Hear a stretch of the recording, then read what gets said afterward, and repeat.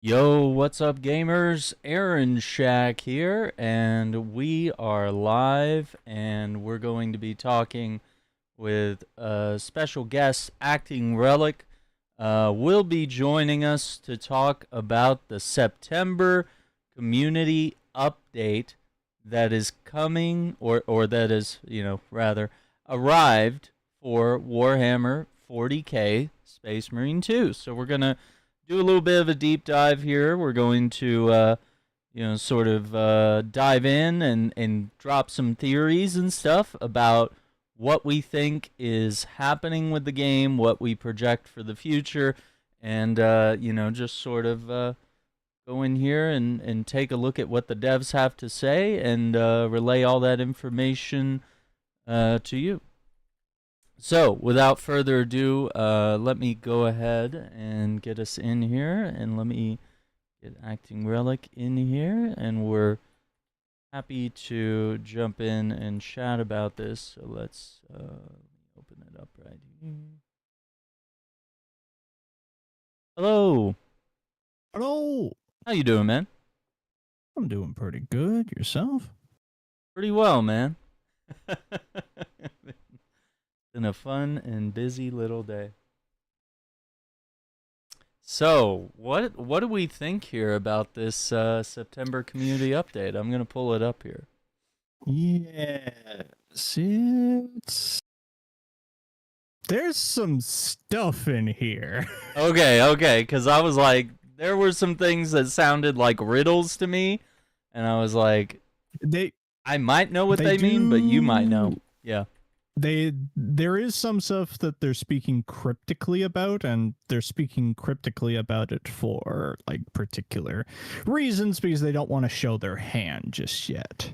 So yeah, start off with first anniversary. General thank you to everybody has played thus far and all that. We got our latest news of update 10 coming out. Yeah. And it's nice that the game director there with the stability points, there have been minor issues balancing stuff like that. While update 10 has been the best update thus far, I have noticed a few things about it, and it has gotten a lot better from patches and stuff. But like I think you've shown it on your streams where it's like the fucking infinite load screens. Yes. Sometimes that happens. It's like, good lord, I just want to play. I've had, like, I remember launch week of update 10, I had two particular ones, which was one was doing the Trigon weekly challenge, and a Neurothrope spawned, clipped through a wall, and the thing about on weekly hard mode is when those classification enemies spawn, Neurothropes, Hellbrutes, Carnifexes, you have to kill them because the game will literally not let you progress without them being killed or you being killed. Like, we were at the door to go fight the Trigon. It's like, the button doesn't work until you kill this thing. So we had to, like, get plasma guns and overcharge them so that the splash damage would kill it through the wall. Jesus. And was it still able to hit you, of course? No, that was the saving grace. Okay, well, that couldn't do could have been worse. But when those enemies are on the map, general pop enemies usually spawn alongside of them. True. And on Absolute, that can sometimes trigger Extremis to spawn, which on Absolute means 3. Yeah. Nice. So that was annoying. And then I had another one where it was Nova Cannon train mission. We got to the end, and you have those points where, oh, the charging has been interrupted. Go to the square and hold position and recapture it. The capture square just didn't work. Oh, no. Like, it just stopped working. So he's like, for fuck's sakes, we're at the end. Yeah. So it's like, all right. And problem is, like, I don't have text chat on, because it's one of the things I've removed just from both from just an ease of use standpoint and playing with minimized HUD.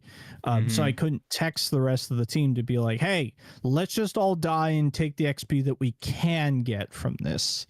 Like, we don't get a win, but we get the chunk of XP. Yeah. So I'm glad that they're aware of it and have been working on it.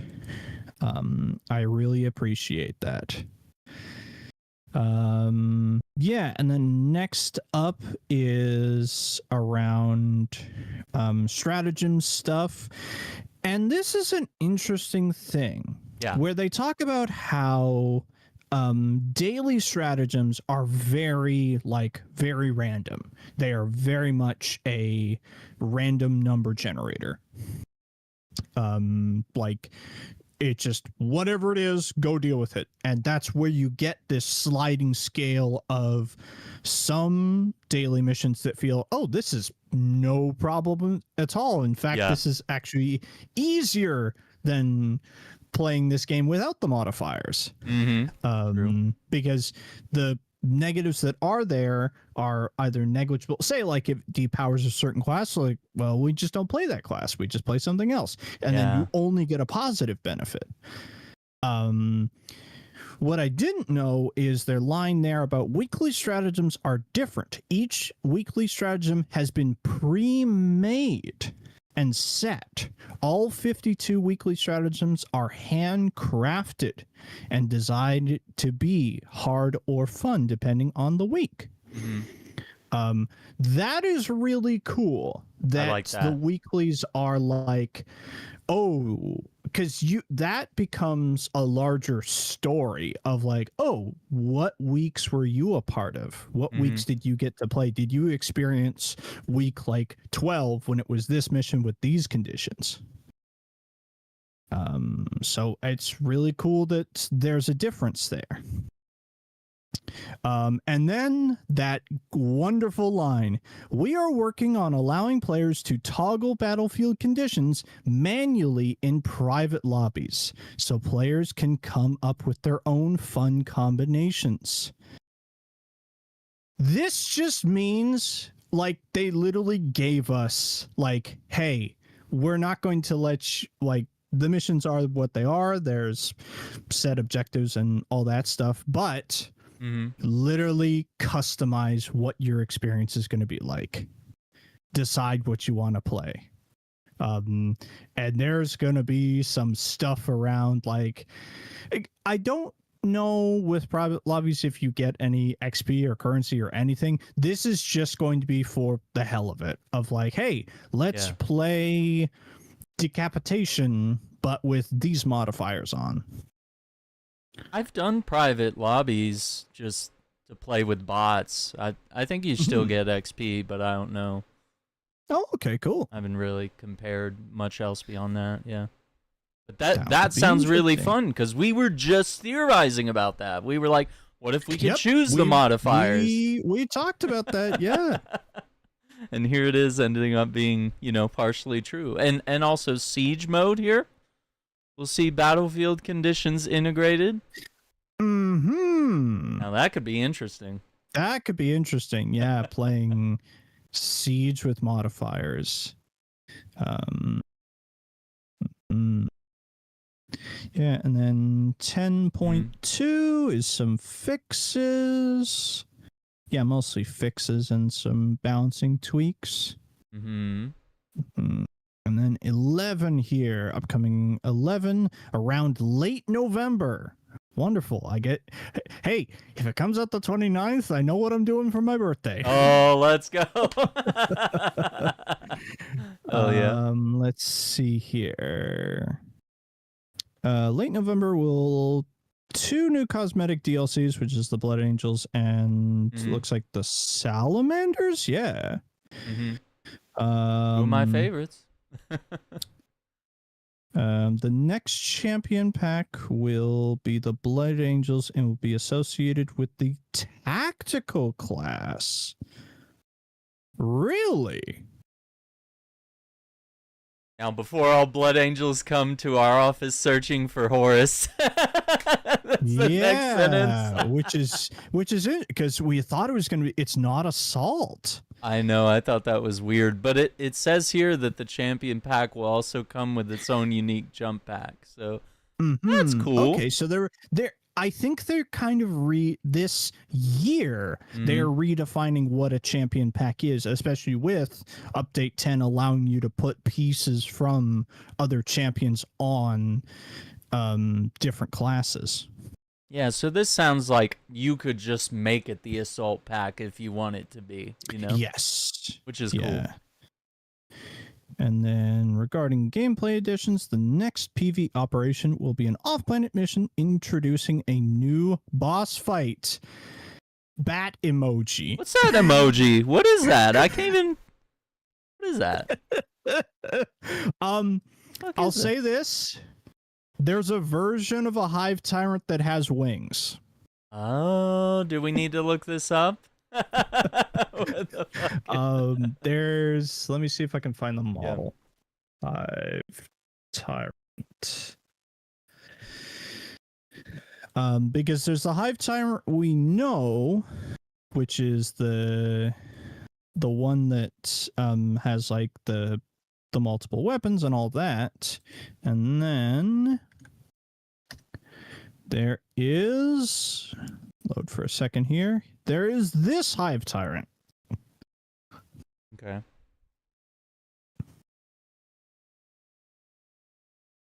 Well, so he's got a big gun that's like tied into his flesh and wings. So he's like a flying Carnifex, huh? Yeah. So he will. And here's the thing: it makes sense that, like, we just got Vortex, so Chaos has two. We're now kind of going back and forth of who's getting bosses, because so far we have, say, Hive Tyrant, Bile Titan. Those are the two. And then we have Helldrake, Vortex. Those are the two. So now we're back into Nids. So Nids will probably get the next one. And by the looks of this, I'm betting this is going to play area-wise like a Space Hulk, of like just a whole bunch of crashed ships mashed together that we have to go through hallways and then eventually get to a big arena where we'll fight the Hive Tyrant. Interesting. Okay.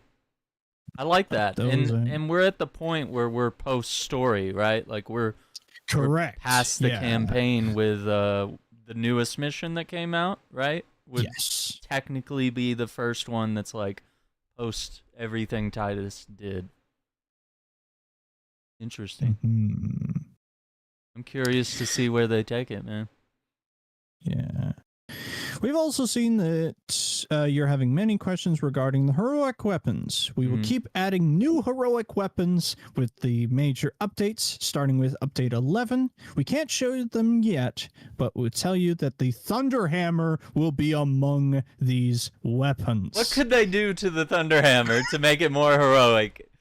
I need to know. What could they do?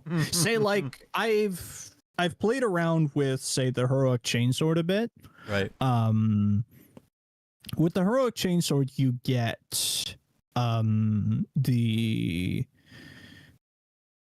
you get a slightly different chain combo of like any charged heavy attack instead of like you can kind of do swings into your usual like stomp or shoulder charge. You can then follow up with a second charge heavy, which is just the raw like right hook punch. Ooh. I am wondering if I have a thought. Yeah. When you do the build up for the big overhead slam, what if you created a dome of electricity around you as you're doing that? So say you're getting swarmed, you literally charge up the attack and the lightning pushes them back a little bit, and then you get the big pop with the slam. So that's a thought of what it could do. I like it. Very interested to see what will be said there. And then lastly, on update 11 topic, a long-awaited feature will be added: bots customization. When launching a PvE operation with bots, they will automatically equip one of your loadouts. We will detail this new feature later, so bear with us. So that means if you're running solo bot stuff, you will be able to potentially deck out your team around you to be like, hey, can you, I don't know if that also includes like visual customization, because right now the bots are very like, they're plain, they look like the default Marines. I don't know if that includes like, hey, can I decorate everybody else on my bots team? See, that would be cool. Yeah. Oh, that's interesting. The next line there about heroic items. We are going to continue adding more and more heroic items to the game, both armor and weapons, so customization as well as gameplay stuff. With weapons, the objective is to have at least 2 heroic weapons per archetype, which I like, because as much as I like some of the heroic weapons right now, say for example the chainsword. Yeah. The heroic chainsword is really cool. It's balance though. It's not fencing. Yeah. And I like balance for some characters, but I like having my tactical run fencing chainsword because I like the pace of the fencing parry. Yeah. That could be really cool. I like that. Overall, heroic weapons are meant to allow different play styles. They are meant to be a side grade to existing relic weapons, powerful only when they are played in a specific way. Example being the power sword. That Xenophage power sword is designed for ignited power stance. It is designed around giving you more tools with the power rake and stuff like that. If you switch that thing to basically turn the lightning on it off, it doesn't feel as good as other power swords. Huh. Cool. It's interesting, yeah. Siege mode will get a lot of new additions to its sandbox gameplay. There are going to be reasons to come back to it. We are not done with it. Honestly, I'm not done with it now. Yeah.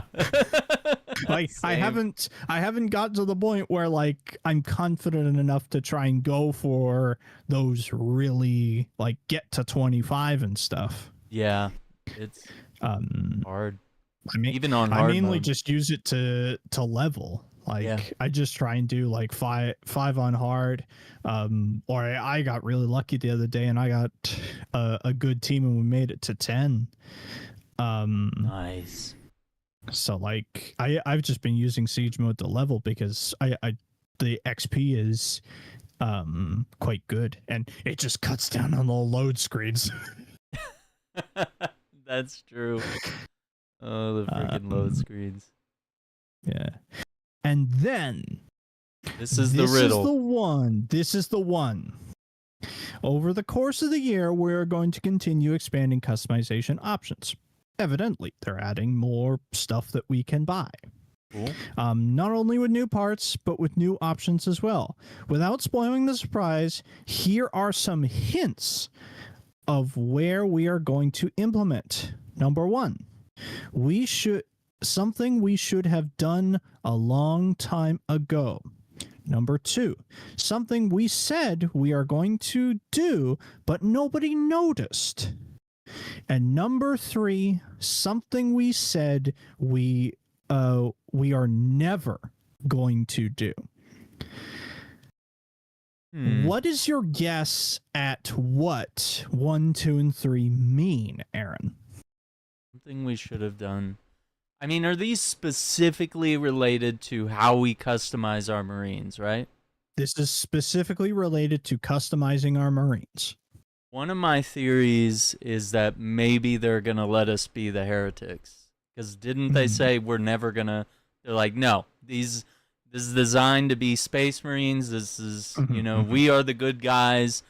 We can't really have you play as heretics and then just, like, recode for example, like the Chaos Marines into Ultramarines. And so instead of fighting Chaos, you just see a bunch of random Ultramarines show up and fight them. I don't know. That's one of my theories is that maybe it's that, and maybe it's also stuff related to like weapons being restricted to certain classes, or I don't know. Yeah. That's my best guess. You might know more. Okay. So starting from number one. Yeah. Should have done a long time ago.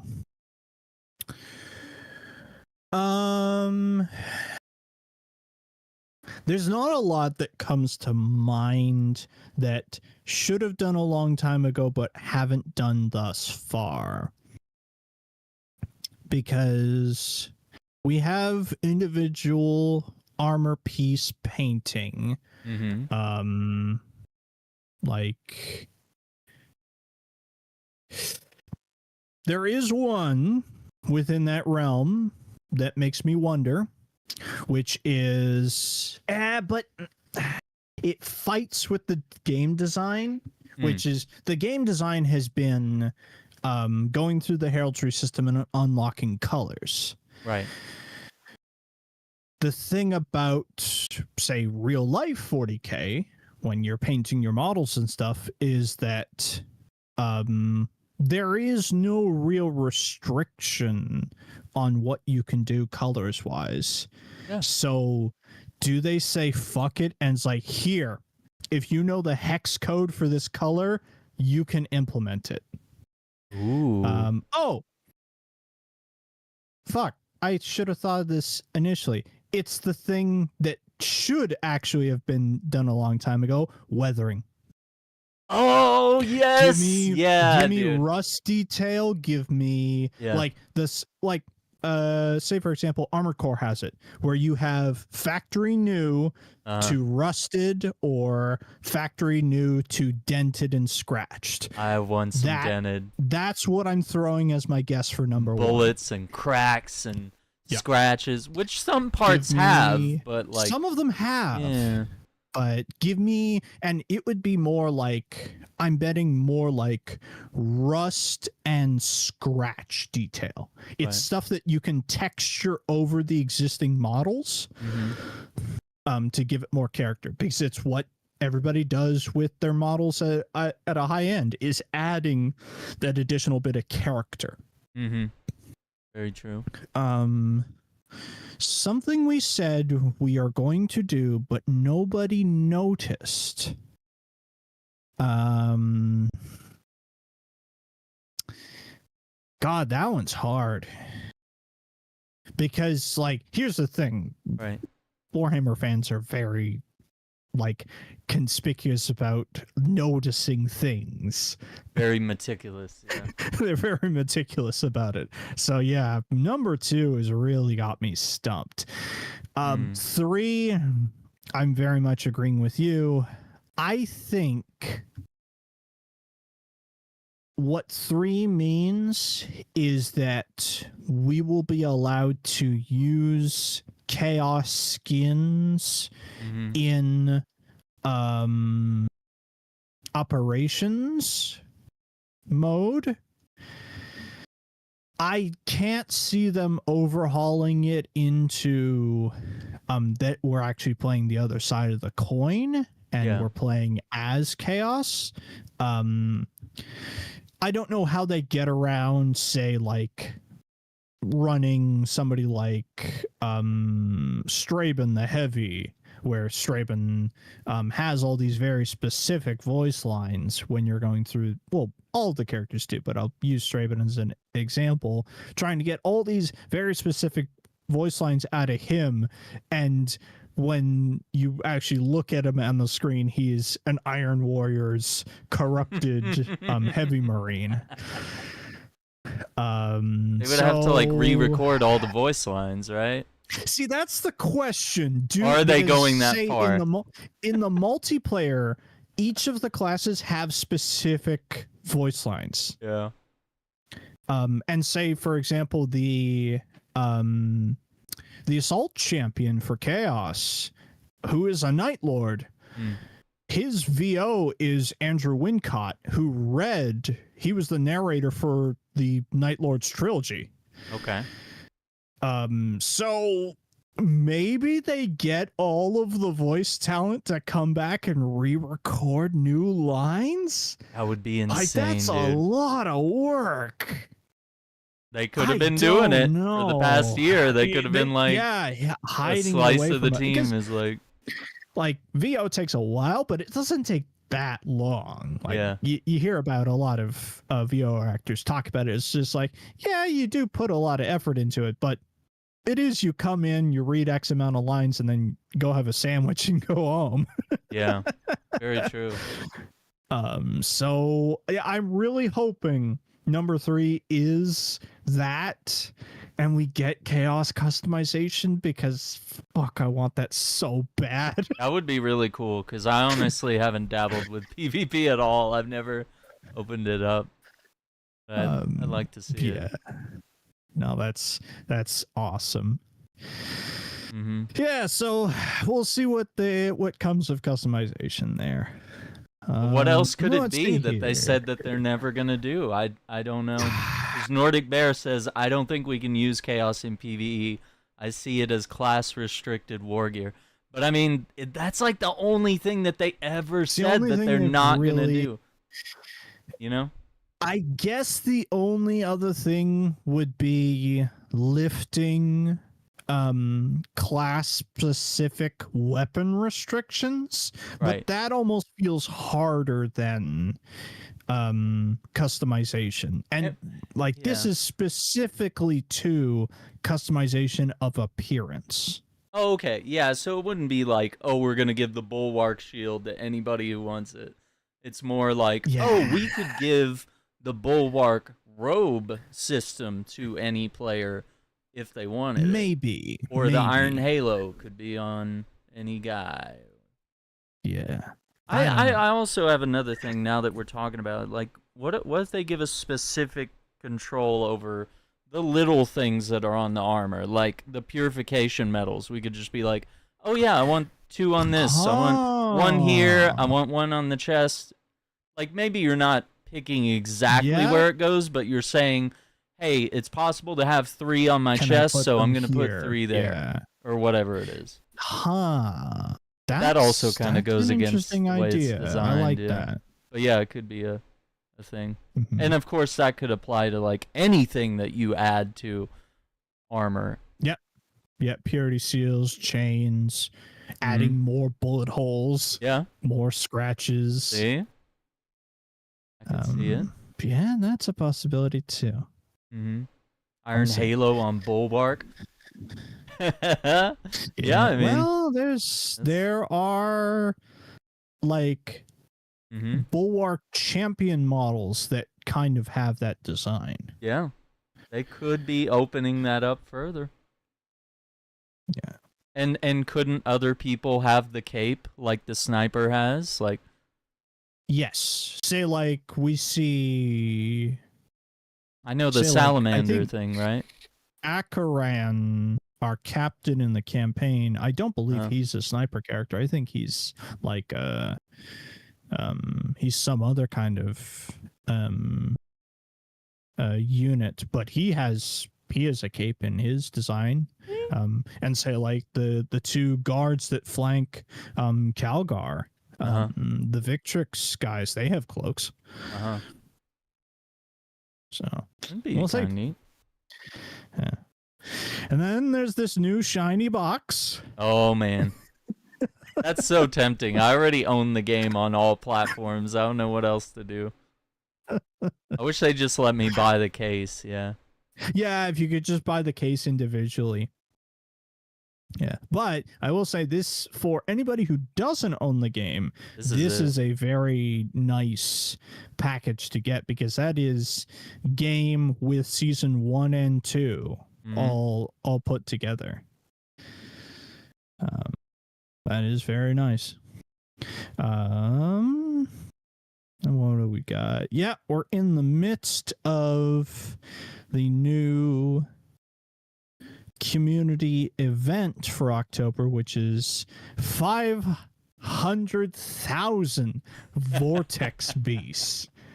My God. That's a lot. To get this helmet.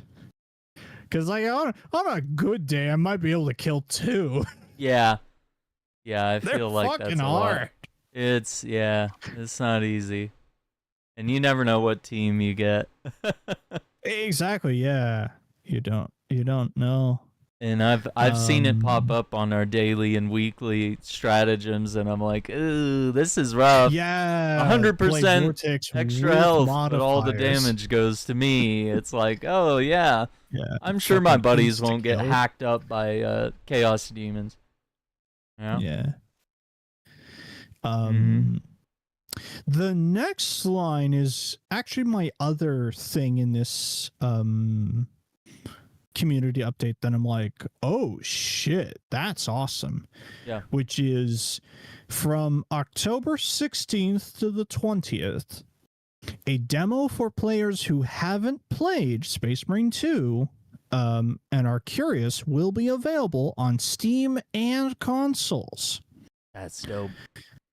This demo will give you access to Campaign Reign of Terror, Skyfire. So I believe that's the first 2 main missions of campaign, I want to say. Yeah. Skyfire, Reign of Terror and Skyfire. PvP modes minus Hellbrute, and like Inferno, Decapitation, and Vox Libertas. That's honestly a lot of operations. Even if it was just Inferno, Decapitation, and Vox Libertas. Yeah. All classes will be playable. All weapons are available. If the demo convinces you to decide to purchase the game, your progress will be carried over. That's dope. Like in the 16th to the 20th, that is the Thursday to the Monday. So it's the weekend with some overlap. Like there are quite a few people that I'm going to be like, hey, get this. Get it. Just do it. Now, what I don't see here is if, say, people who already own the game can play with demo people. Because there's cross-game carryover, logically, yes. As long as they're playing those missions, I would assume I guess, well, the biggest thing would be like, say, invite codes. Is like, can I invite demo people to a squad and say I go to the terminal and just say, oh, because you have demo people in your squad, you can only play these 3 missions.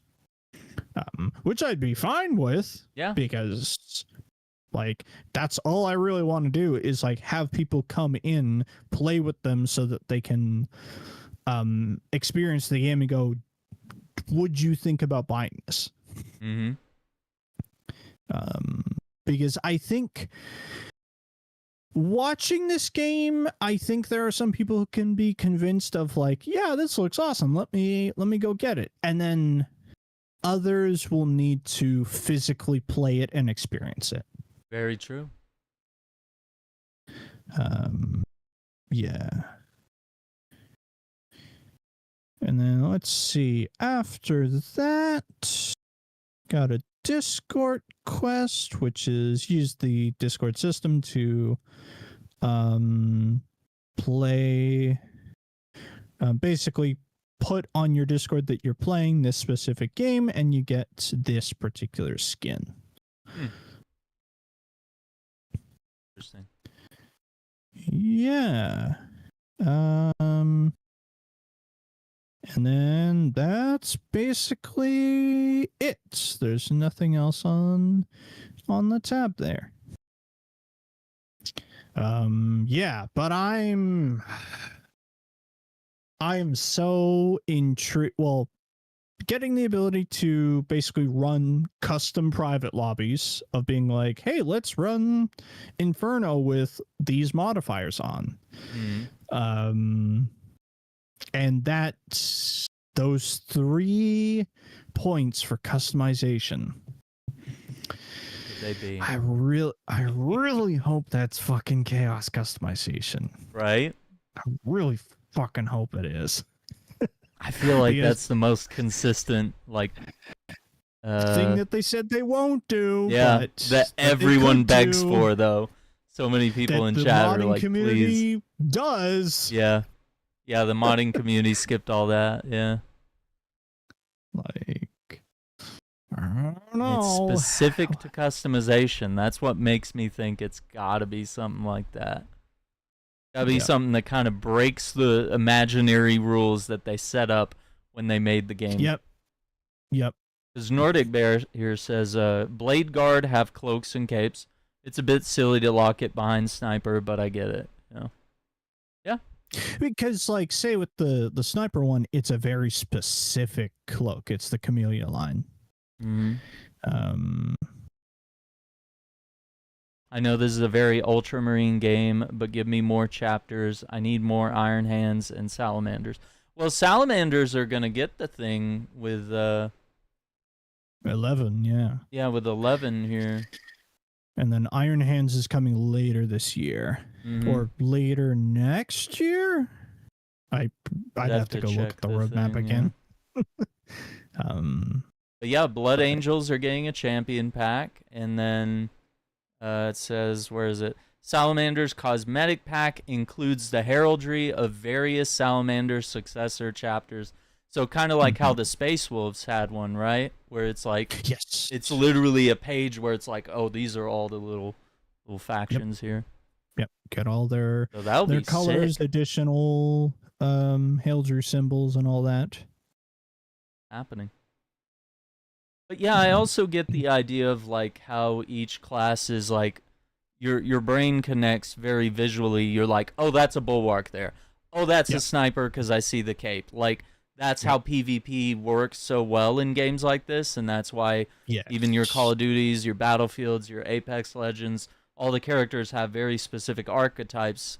Even on Destiny, like, you can be like, oh, that's a hunter, Warlocks, and they've got Galahorn. Like, you just know what they have because there are certain looks that may somewhat be a little restrictive, but, like, those archetypes allow you to tell what's what. But maybe they're going to break said rule on those archetypes. We'll see. Yep. We shall see. Well, anything else to add on update? September update here? Nothing else to add on the update. I'm very much I'm in such a throng of 40K stuff right now. Yeah. Because I just finished another book. Uh-oh. I finished Lion, Son of the Forest. There's kind of different eras of 40K writing, say like stuff that was written in the 90s, 2000s, early 2000s, 2010s, 2020s. This is written in, I think it came out 2 years ago. I think it was 23 when it came out. And basically this is the book about the Primarch of the Dark Angels, Lionel Johnson, coming back to make a long story short, the Lion's been in a coma for like 10,000 years. And they brought him back in, I believe that was end of 9th edition? I want to say it was either end of 9th or beginning of 10th edition. He came back into the fold. He got a new model on the tabletop, a whole bunch of new rules of how he plays, and alongside that came this book, which is basically the story of telling how the Lion came back to be in existence. It's a very good book. Interesting. It has completely, I was kind of very much on the edge of interest with the Dark Angels, because I find the current storyline for a lot of the Dark Angels was just, I didn't really like it that much. They are really cool.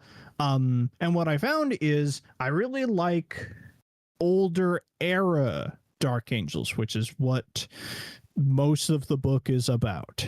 The Lion and some of his older era sons, and a lot of stuff around that. It is a very good book. You need to understand a whole bunch of stuff before you go and read it, or listen to it, what have you. But it has made me like, I have completely 180'd, and I'm like, yo, fucking Dark Angels are cool as shit. That's awesome. That's so cool. Yeah, I've done that. The other day I went into my local bookstore and bought another of the $5 Combat Patrol box. God damn. I have 4 of them. My house is starting to look like a scalper's house. You're gonna be like, I'm gonna put these on Amazon for like $200. Fuck it, I'll take them. Yeah. I haven't seen those anywhere in the States. I don't know. I think it might be a Japan exclusive thing, and I think it's literally just to get people to hype them up. Like, hey, what's Warhammer? I'm not gonna lie, that would be the perfect gateway drug, because everything I want is like $60 to $200. That's the thing. I'm like, this box, like, these models are valued at about like $60 a piece. That's insane. For each of the models, and I'm paying $5. I want one. So if I get one more, I can field basically a full team of Terminators. Oh my god. And the thing is, nobody, like, I just go to the self checkout with it and just go boop boop. Oh my god. Nordic says you should look into 30K. Pre-heresy is very good. Oh yeah. Okay. I'm very much in 30K era. I much prefer 30K. Are you gonna start calling for a 30K game? Way more. It's too hard. It's too hard. Like making a Horus Heresy era anything outside of a book is very fucking difficult, because it's jumping to Marvel Endgame before the build-up. Yeah, that's the reason crazy. why we keep saying, hey, if you're going to do a TV series, do not do Horus Heresy. Like, I'm worried they're going to do just that later. Yeah. Well, I think they said Henry Cavill and Amazon are supposed to reach a deal by the end of the week, and apparently things are going well. But apparently what it means is that there are going to be like multiple shows and movies in production. So what that could mean, I have no idea, but I really hope they start small, like you suggested. Yep, again, start with fucking Gonskos.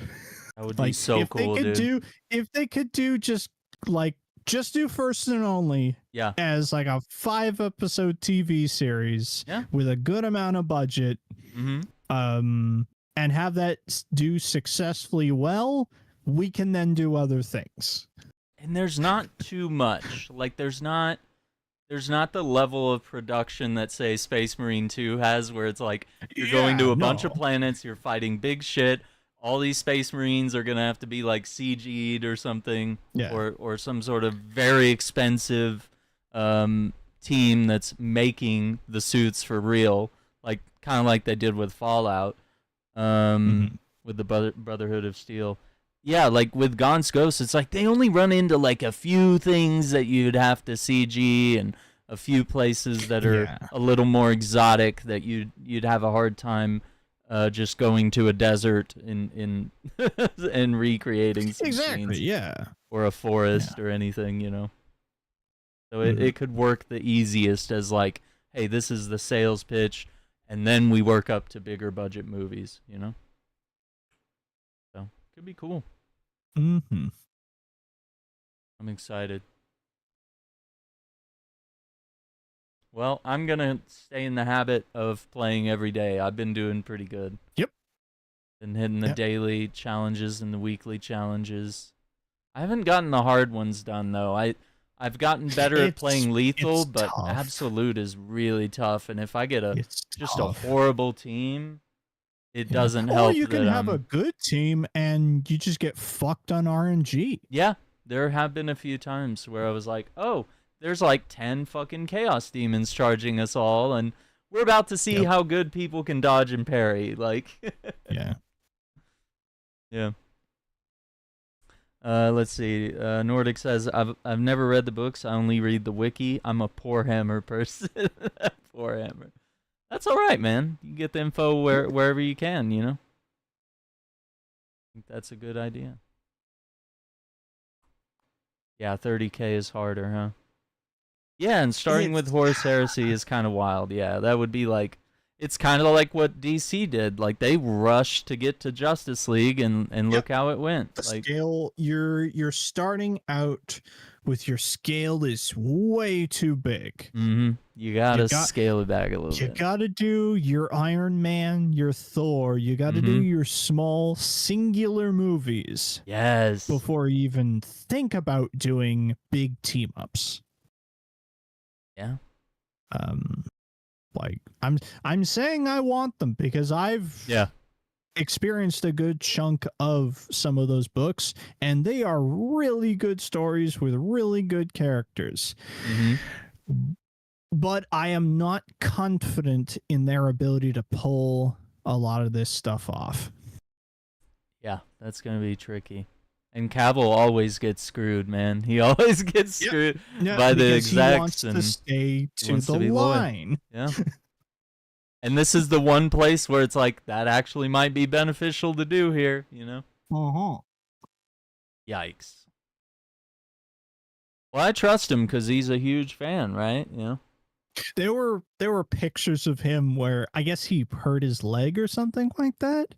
Yeah, doing Highlander, I think it was. Were analyzing the pictures, and they can just see boxes of Warhammer and like campaign books around him. He is such a nerd. I love it.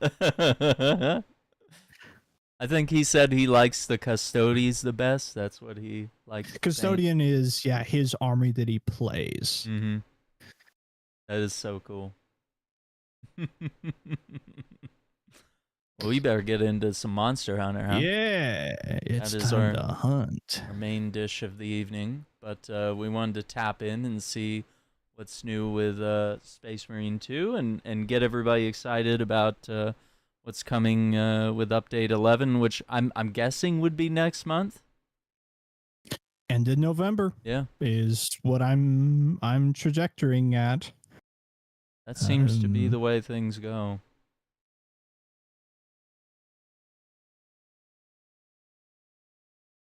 Oh yeah. Well, I want to thank you all for watching. We're going to pivot over to some Monster Hunters, so just hang tight, and we'll automatically redirect you over there if you'd like to hang with us some more. We really enjoy doing the Space Marine stuff. Yeah. I was here for Space Marine 2, but I'm here for the long haul now. Let's go. That's awesome. That's awesome, man. Yeah, and I mean we're tapping into even more Warhammer games, you know, which is gonna be wild. I mean, I've put like 7 hours into Rogue Trader. So I'm still only in the beginning bits, and Andrew picked it up, and I think ZZ owns it too. He's played it several times. I literally bought Rogue Trader instead of buying Wilds. Yeah. I mean, because Wilds ain't there yet, so it's like Wilds is like it's 30% off, and it's like, damn, that's actually not a bad price. But then I just go look at that page, and I've been reading stuff online, and apparently performance has somehow gotten worse. Aww. And everybody's really upset with the current new fight right now. The Final Fantasy fight, because apparently it's really hard. Well, tough luck. Not supposed to be easy. No, it's not. Yeah, but it might be scaled a little too much, huh? I guess we'd have to play to actually know. Which I ain't gonna do till they fix it. I ain't gonna do till it works. And to be fair, I'm not done with the one we're playing. Yeah. Mm-hmm. Oh no, yeah, we're not done with World, man. I'm trying to get my money's worth here, and beyond. But it says here with Rogue Trader, 130 hours of narrative-driven gameplay. And that's base game. That's not even counting the DLCs, which I think are 15 hours each. Which is insane. That's so crazy. Mm-hmm. You've killed the Final Fantasy boss, says Wyvern. There you go. Been to 40K for 15 years. Nice. Damn. Yeah, Rogue Trader is the vibe, man. It's looking pretty cool. So we'll start there, and we'll probably dive into other games, but I'm getting deeper into it, having read one book. It's crazy how one book it is affected me. One good book. One good book and just an incredible game and a whole bunch of other games that look good. All right, give us a few minutes, and we're going to pivot over to some Monster Hunter World. So we'll catch you in a few minutes, everyone. Thank you for being here, and we'll see you for some more Space Marine 2 another time. Bye.